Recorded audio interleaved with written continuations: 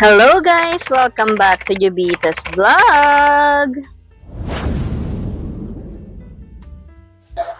For today's video, kami nga ay namili ng mga groceries at mga pagkain na stocks ng aking kapatid dahil nga sila ay bagong lipat. At syempre, sinabay ko na rin ang pamimili para sa aking tindahan. Akin yan, babe. Bukod yan. So, eto nga, andito kami sa grocery store at kami ay namimili ng mga pagkain nga nila na stocks na ang pera pa rin ginamit ko ay mula doon sa pinagbentahan namin sa bahay. Eto nga aking kapatid ay may 4 na anak at isang pamangkin na alaga at kasama rin doon ang aming kuya. So, bilang bagong lipat sa bahay, lahat ng klaseng pambahay na maiisip nyo ay kailangan bilihin dahil nga mula sila sa Maynila, ang bitbit lang talaga nila ay kanilang mga damit. Wala silang kahit anong gamit na dinala maliban doon sa ibinigay namin kay tatay na TV at speaker.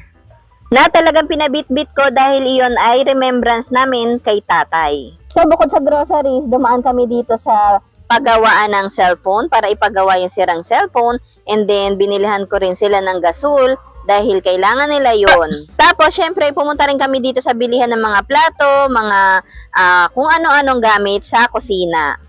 Dahil ni kutsara lagay ng plato ay wala nga sila. Mahirap talaga magsimula sa una dahil talagang magastos at nakakapagod. Ganun pa man, ako ay natutuwa para sa kanila at sa wakas ay natupad na yung pangarap ko or yung hiling ko na sila ay makapag-umpisa sa una at magbagong buhay.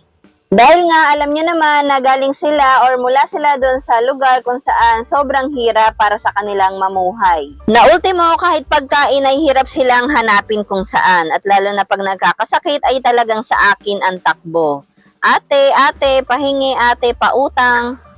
Pero minsan ako talaga ay nakakatanggi sa kanila dahil hindi naman unlimited ang pera ko. Pinagtatrabahuhan at pinaghihirapan ko ang bawat sentimo na kinikita ko at naibibigay ko sa kanila.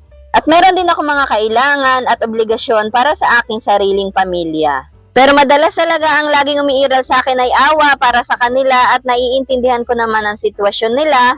Kaya naman ay hindi ko rin talaga sila natitiis at binibigyan ko rin sila kahit paunti-unti. So, eto na nga yung bahay nila at buti na lamang ngayon nandito si kuya at siya talaga ang nag-aasikaso sa lahat. Mula sa pagkukumpuni at paglalagay ng mga kortina at iba pang maliliit na bagay na gagawin dito sa apartment na nilipatan nila dahil nga hindi ito ganon kaganda. Ganon pa man ay ayos lang yon dahil dito ay safe na safe sila, hindi nila iisipin na may baha, pag-uulan ng malakas at tutulo or magigibay mga bahay nila once na bumagyo ng malakas. So, yun lamang sa ngayon. Maraming salamat sa panonood. Ang video na ito ay may kasunod. Huwag niyo po sana kalimutan mag-subscribe. Bye-bye!